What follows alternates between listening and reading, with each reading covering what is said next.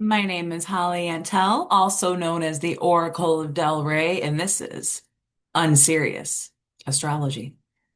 This is my mundane astrology. Mundane astrology to astrologers is political astrology. So, astrology surrounding public figures, namely politicians and famous people.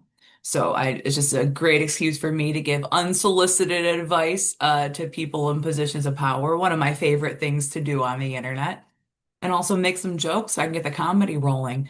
Really want to do comedic astrology. It's a challenge for me though, unless I've seen people on TV so I can get a sense of their personality. Um, or also close friends and family of mine. I have astrological comedy insulting them for days. Uh, so let's get started with some mundane astrology.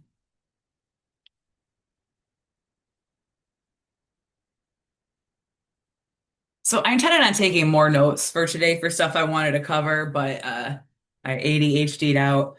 So we'll start with President Trump. President Trump. I wanted to start with Melania Trump.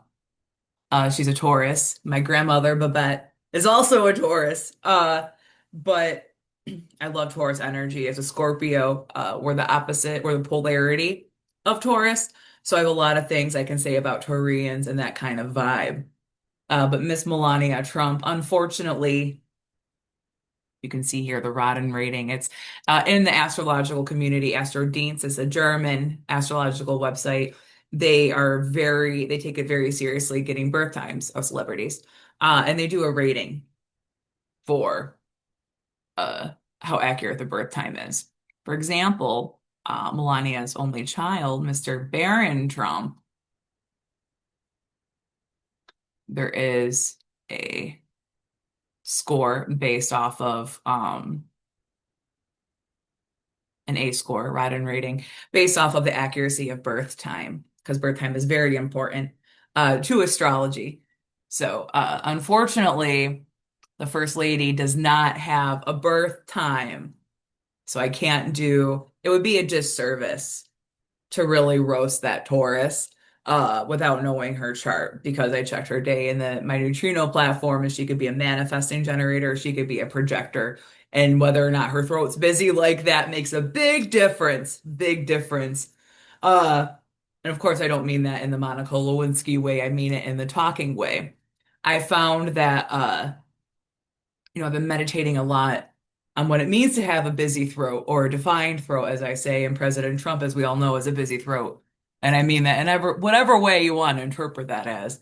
Um, but watching him and Tsar Putin a little bit more in media posts, I try to as best I can to avoid the fake news and to get authentic kind of representations of people in political power.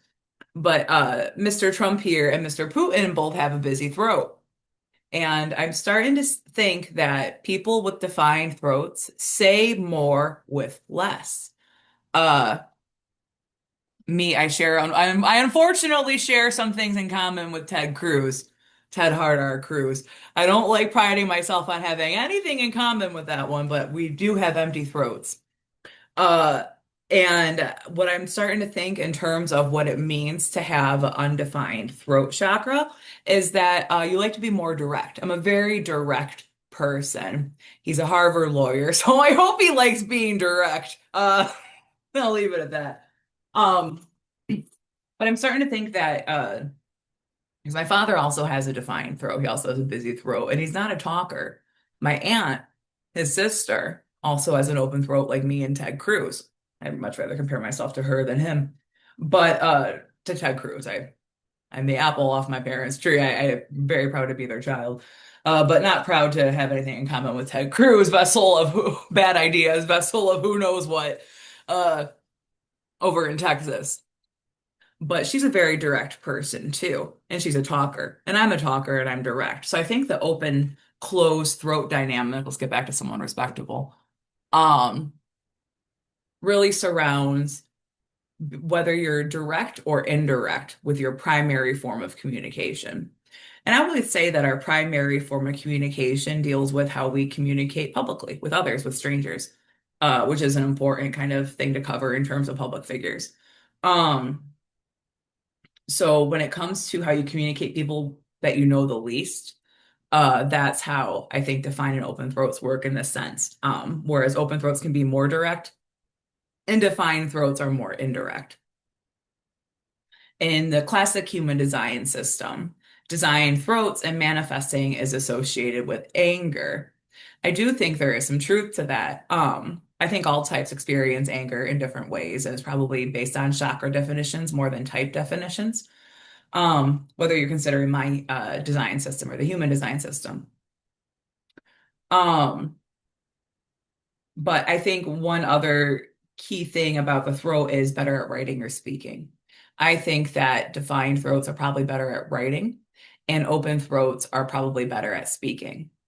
But in terms of anger, I believe that laughter, when done right, is the healthiest expression of anger. Like, you have some BS drama with your gal pals, like I've had my whole life. In good ways, bless them, bless their hearts. I love them. Um, but in order to feel really healed from any kind of trauma or to really, I think, healthily deal with anger, you do that through laughter. And I suspect that people with defined throats, one of the reasons they may be a little bit more indirect in terms of their communication is that they can laugh really easily.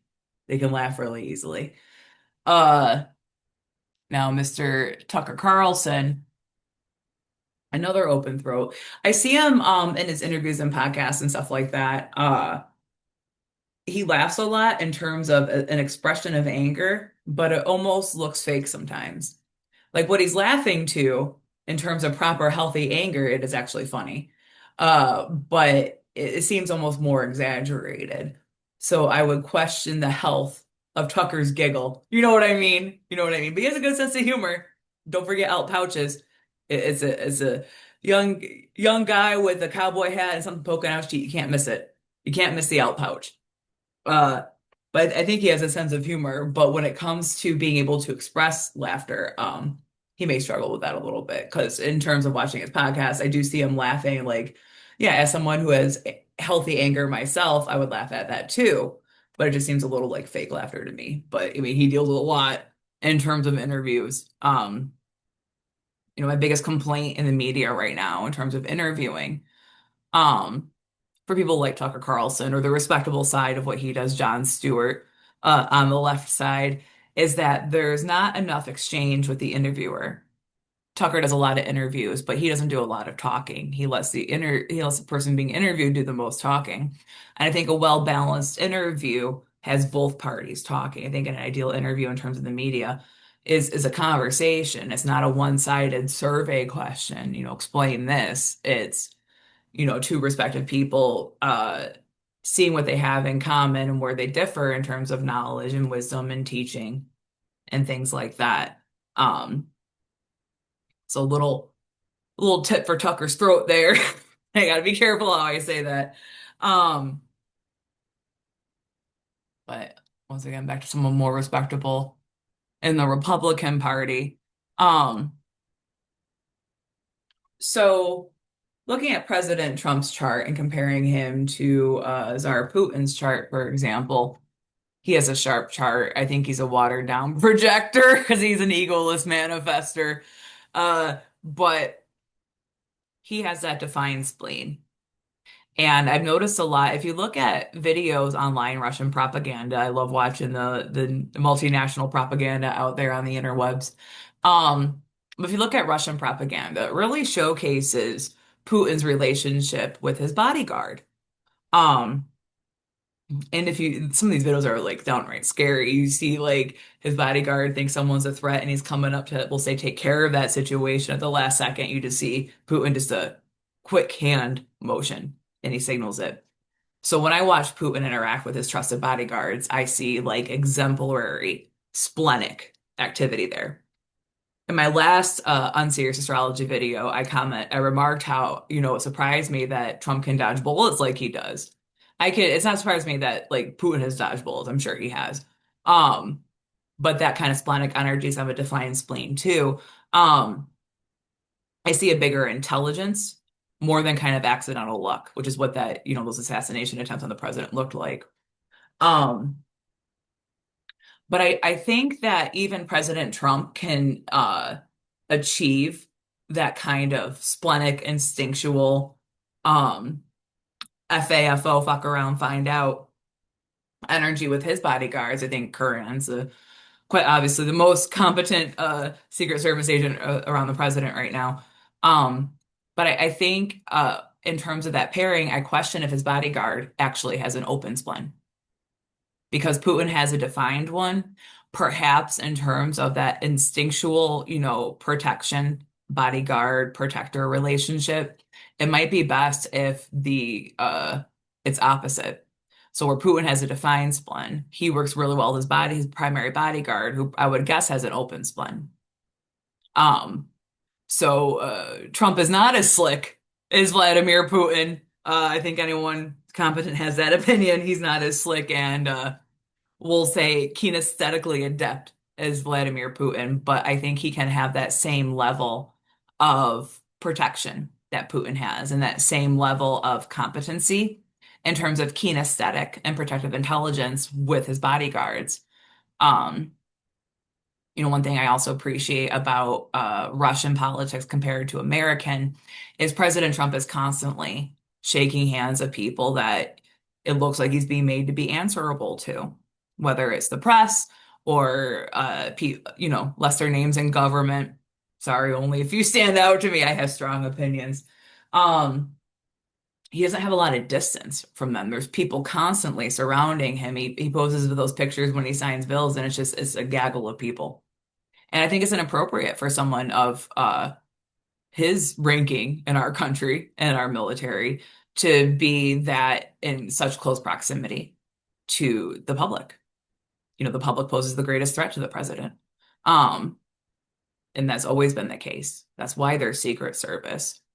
That's why, unfortunate things happen with President Kennedy and others.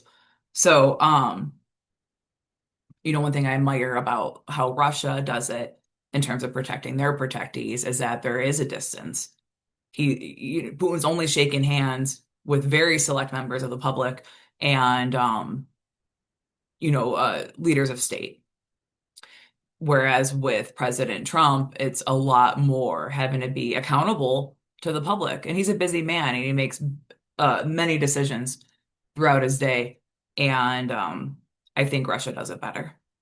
And they're not technically considered an ally of us here in the United States, but from what I can tell, Putin and Trump have a very respectful and healthy coworker relationship. So I don't feel concerned drawing these comparisons.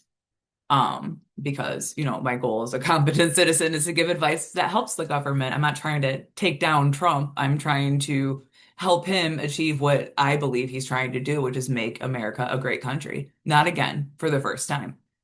Um, and so it would be remiss of me not to mention that I think he can achieve that peak protectee, kinesthetic intelligence. It's just he has to find someone he trusts in terms of a bodyguard with a defined spleen and who is well trained in terms of being a protector. So, and another thing too is another compliment for the Russian detail is that when they transport, they move very quickly. I was in Washington, D.C. during President Biden's tenure, and I saw the motorcade a lot. Um, and the motorcade moves very slow in DC, even though the infrastructure, the kind of civil engineering involved in that city is meant for those vehicles to move much faster. They move very slow. And because they're such professional drivers and well trained, anyone gets in the way, that is automatically that person's fault. These people aren't, trying to get points, to make light of it when they're driving. They're just trying to protect the president. And I think the pace of which the President Trump's detail and former President Joe Biden's detail moved was, is a threat risk for them. And also their constant proximity to the public. I applied for a job doing remodeling design at the White House. And in my portfolio, I proposed more distance, more privacy for the president. And that's why I think I was ultimately turned down for that job, is because I think the way, politics is set up right now, they want to expose them to as many people, the public, to answer their incessant questions as possible. At least just watching politics on TV, that's what it looks like to me. So, um, but yeah, in terms of serious mundane astrology, I think President Trump would benefit from someone having a defined spleen and practicing. You know, Putin and his bodyguards have clearly practiced a lot in those fight or flight situations. So practicing in a way that activates the fight or flight, but not because there's an actual risk onto them, but getting that sympathetic nervous system engaged and training with, startling with a noise that is known to be safe or something like that, um, could really help improve President Trump's, immediate detail surrounding him. So, uh, let's see. Oh yeah, one thing I wanted to mention, I don't have his chart up right now, is Viktor Orban, Prime Minister, I think, of Hungary, the country of my patronage. Um, I was remarking in my last video about his 4-6 profile. President Trump here is a 1-3, Viktor Orban is a 4-6. And what I think Trump does, and Orban and Putin, they all do this. They all have that kind of six line energy. I didn't really remark on it much in my last video. But the sixth line deals with being a role model, but it deals with being an effortless role model. So when I pay attention to politics, I don't just pay attention to what they are saying. I pay attention to their body language, how they're interacting, their emotions on their face. I can tell when people are experiencing genuine emotions and what those emotions are. We communicate so much besides linguistically, and especially with body and facial language. Um, and so, I see what they're trying to communicate in terms of all of their moves because they're constantly in that spotlight, and they're being watched by a worldwide audience. Uh, China and Russia watch how President Trump moves very carefully. And when you have that kind of spotlight, you have that kind of political power, a lot of people are watching you and looking to what you say and what you leave unsaid, and what can be interpreted or extrapolated in between reading in between the lines. So, I see that six line energy really in Viktor Orban, but really of all the heads of state around the world, whether you talk about President Xi in China, um, Kim Jong-un in North Korea, uh, who seems to be preparing his daughter to take his place eventually, once he retires. Um, but President Putin and Prime Minister Orban, they all have that kind of role model energy in their type. And Trump has a few six lines. His Mercury here, Venus, um, Moon, design Moon. Oh, my design Moon is also in the 59-6, President Trump. I have that one too. It's called the soulmate line. Not saying that between me and President Trump, but it's about how we're kind of a magnet for the right people at the right place at the right time. That's what the 59-6. It can get misinterpreted within human design, but it's really about, you kind of just naturally gravitate towards being around the right people at the right time. So I have that. I've never noticed that before. I have that in common with the president. We'll have a design Moon in the 59-6. I'm still trying to figure out what it means, the ego, with the ego. I'm a defined ego. I'm a very strong defined ego. And I know it's one of the more rare definitions to have in the chart. Of course, I think it, deals with your personal ego and your will. I think it was most basic. It's like will to live, or will to be yourself, or desire to have your will or to get your own way or something like that. I'm not sure. Um, But speaking of egoless people, Vice President JD Vance appears to be an egoless manifester. That's fun. That's fun. Busy throat, empty ego, as I always say. Um, but for that empty ego, I'm really trying to figure it out because I have a strong ego. I have a defined ego. Uh, Vice President Vance here, um, has an interesting chart. In my new system, he's a demi-rave. Um, and he is a emotional manifester in the classic human design system. He I don't want to say dictator vibes because I think he's a very smart person, but he takes no BS. He's very intimidating. I think people, they do a lot of memes of him online, making his cheeks chubbier than they probably are, or something like that. And some of the memes, they definitely do that.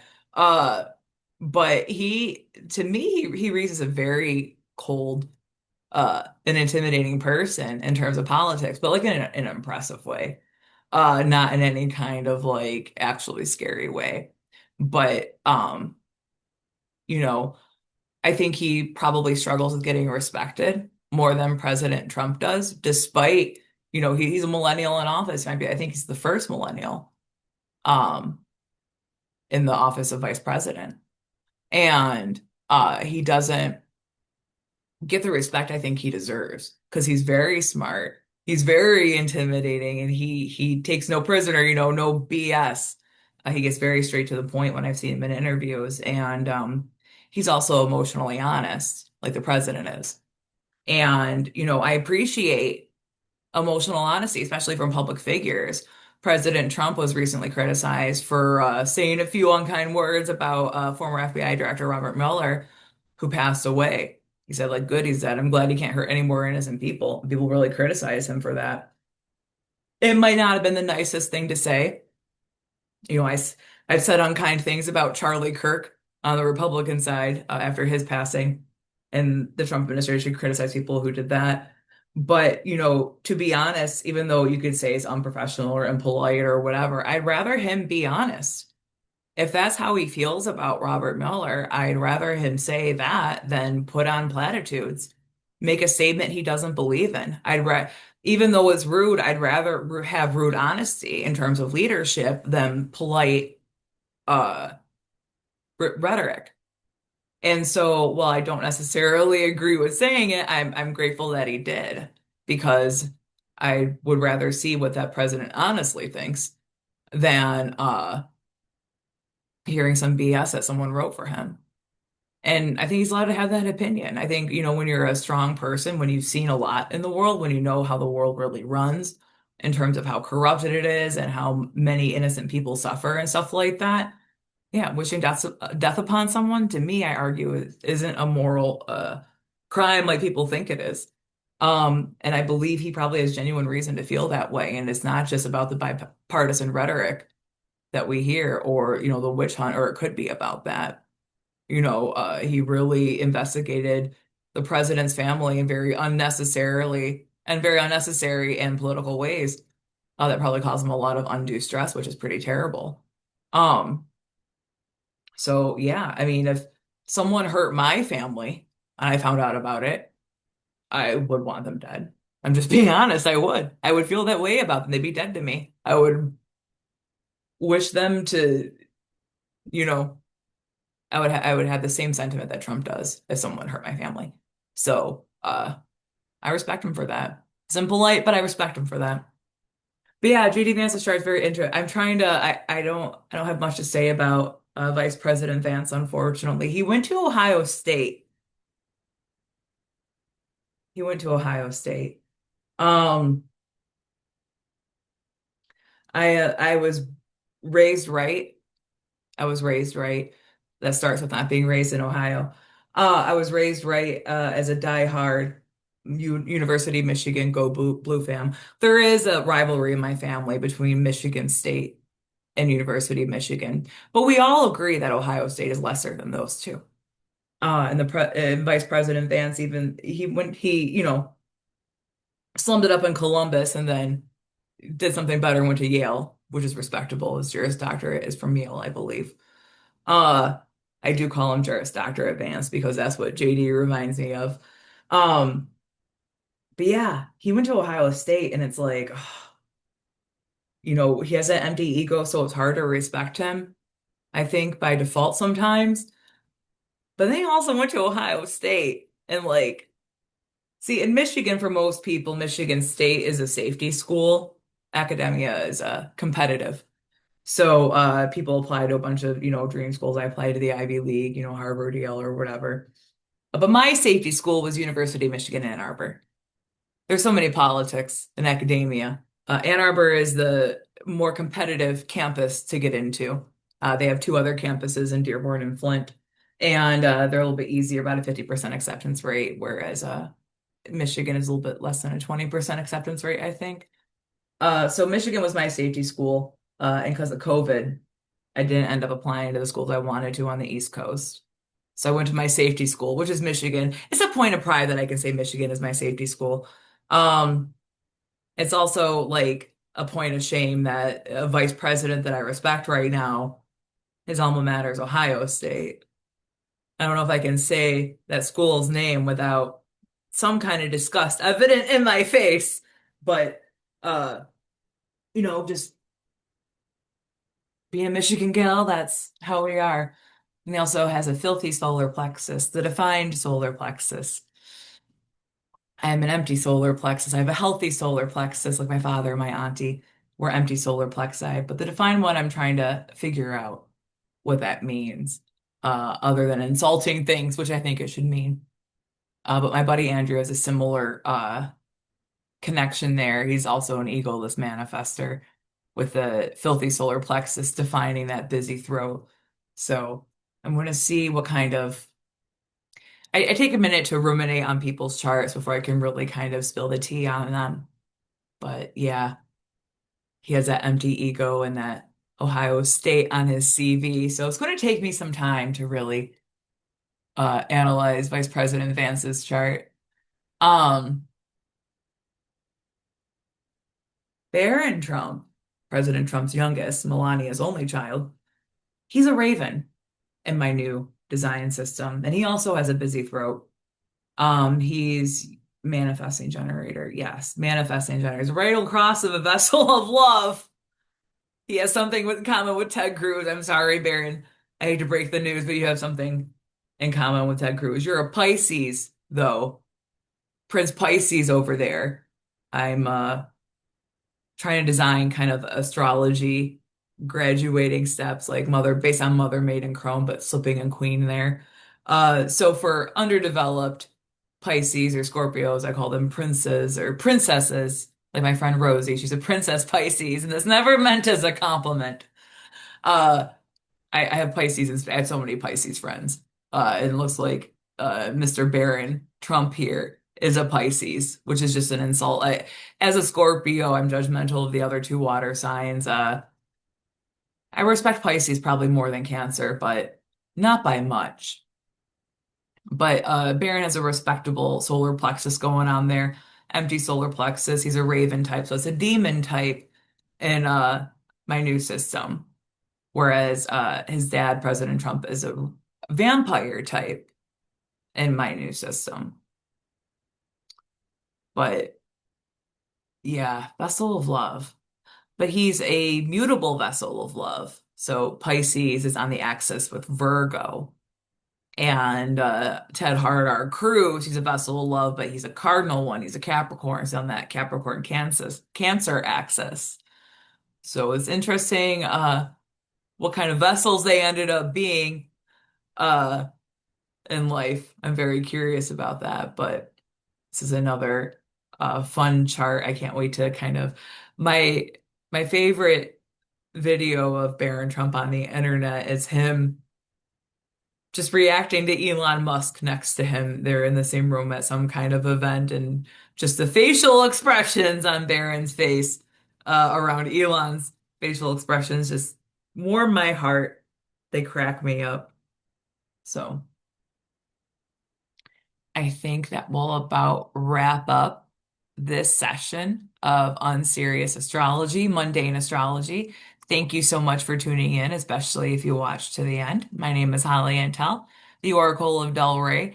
And of course, I invite anyone who is watching this to please leave me a tip on Cash App. My cash tag is Coffee Crow 420. I appreciate you tuning in.